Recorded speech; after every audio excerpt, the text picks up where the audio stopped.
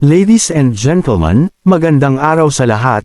Ang real estate property na ito ay for sale, location Baras Rizal, may lot area na 10 hectares, land title, na may frontage sa cemented road na more or less 50 meters, na more or less 4 kilometers from National Highway, na ang loob ng property ay manggan at iba't ibang mga prutas tulad ng mga sumusunod citrus, avocado, pilinot, santol, guava at marami pang iba. Ang lugar na ito ay flood-free dahil mataas na lugar. May malamig na simoy ng hangin na nanggagaling sa Sierra Madre Mountain. Na sa loob ng property ay mayroon creek na ang tubig na dumadaloy ay malinis.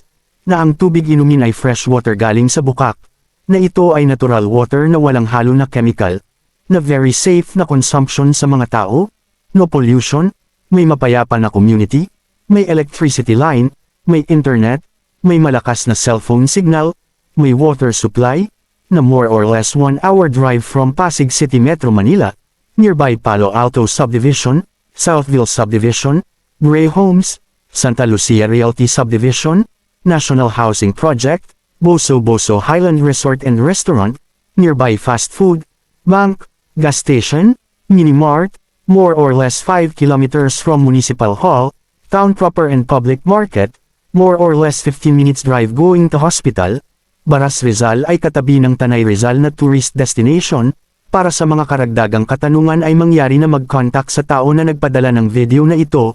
Ang aming mensahe sa mga buyers at investor na huwag magmamadali sa pagbabayad ng lupa. Unahin ang pag-due diligence. Na kung hindi alam ang tamang proseso ay aming ipinapayo na kumuha ng abogado na tutulong sa tamang proseso sa pagbili.